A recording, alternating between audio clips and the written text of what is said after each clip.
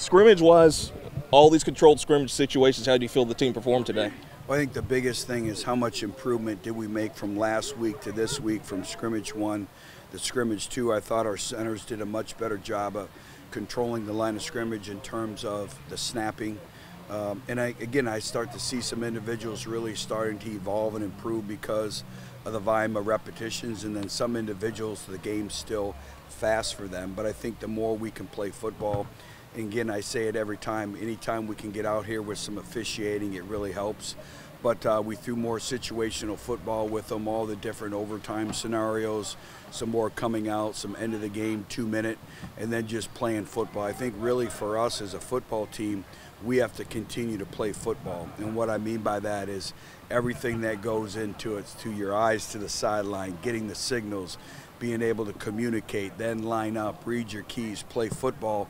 And then on top of that is understanding your situational football that goes along with it. So I think the more that we can play football, the better. First scrimmage that you've had Josh Flowers out there at quarterback, how did he look today? Yeah, it's good to have him back, and every rep is going to be critical for him in moving forward. He's still not 100%, but you can see, he's talented. He can throw the football.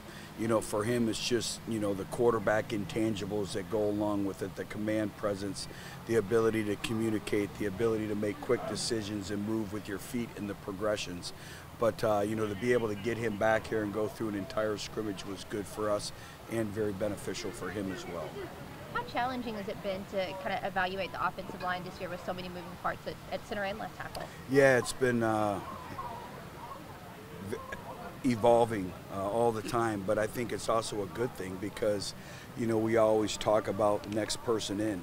And it just goes to show you're one snap away. And we have some players that need to step it up. I don't think they've had a great sense of urgency, and they've kind of just floated along in training camp.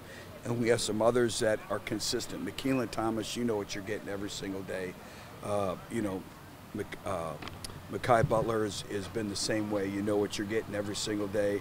I think EJ continues to progress in our culture, and the ability to play winning football for 4, 5, 6, 7, 8 plays in a row. I think the other thing when we talk about scrimmaging is, the ability to play winning football for consecutive plays. And a lot of times in practice you go with 4-play racks, 6-play racks, but to be able to have to go out there and execute at a high level for 6, 7, 8, sometimes 10 plays in a drive, that's why the scrimmages are really beneficial. I know it's beneficial for the offensive line as well, but I know that group has great leadership, and offensively I think we'll continue to get better there in terms of the lines of scrimmage. Had to do kind of a shuffle at left tackle today with Noah Smith only playing a couple snaps. Yeah, we'll see a little bit where Noah's at. Cam Ambrose, really, what can I say about him? He kind of embodies everything that we stand for in our program. And we got some individuals that have to have more of a sense of urgency at the tackle positions when we come out here. And that's all part of that growth and maturation process, but also part of that competitive depth component that we talk about all the time. Defensive end, obviously you've got some transfers there. You can see Kamari Stevens, Brian Whitehead making plays. Just Noah Collins getting a lot of snaps. Who's been kind of the guys there? Well, I think it's all been kind of a group progression. I think they're all kind of learning in one way, sense, form, or another in terms of our culture, our style of play. So much is the line calls and the communication and the details. But I've been encouraged by all those 3 individuals. And I think they're all improving every day. And I think that's the biggest thing, and that's what I told our team. You can't get discouraged at where you're at. Every rep is a teaching opportunity. Whether you do well or whether you don't do well, you can continue to grow and get better and elevate your game. Malik Hornsby had a touchdown run. How do you feel about his progress this whole spring? Yeah, I think he's one of those individuals right now entering the last week of spring where I think he's really now starting to play the best football he's played here. I think he's getting more confident with the offense, the assignments, you saw it at the receiver position. I thought he caught the ball, he ran better routes, and then obviously asking him to play some quarterback as well. The play where he reversed his field, hit the sideline, went to the end zone, that's just talented. There's so much that goes into it, but there's still a great value on instincts. And instincts for the position, and that's one thing that Malik Hornsby has, is he has great instincts when he has the ball in his hands, and that was never more evident than that play in the scrimmage. Webb's Gotten a fair amount of reps from like your second wave of running backs, Fordley and Williams. Just your thoughts on how they've Yeah, I developed think this both spring. those individuals are doing really well, and they're getting better and better and better. And the thing about it is they're getting better as their repetitions continue to increase. And as we all know, the running back position is such a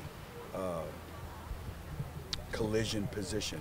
You're getting hit on every play, whether it's in pass pro, whether it's running the ball, whether it's catching the football. There's contact on every play, so your durability as a running back is vital.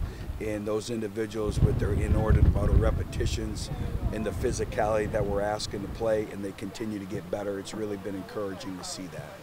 Webbsley had an interception there early in one of the periods. How do you feel about his progress? Yeah, I think Webbs is one of those individuals that, you know, we asked so much of him from the special teams game, but now to be able to go in, and obviously that was a big play. And then, you know, for our offense, you can't throw the football late. You know, when you really look at interceptions, they usually have two stories. Quarterback's either fooled by the coverage or you throw late over the middle. And that was a late ball thrown over the middle. But the great thing about Webbsley is he was able to high point the football and go up and make the play.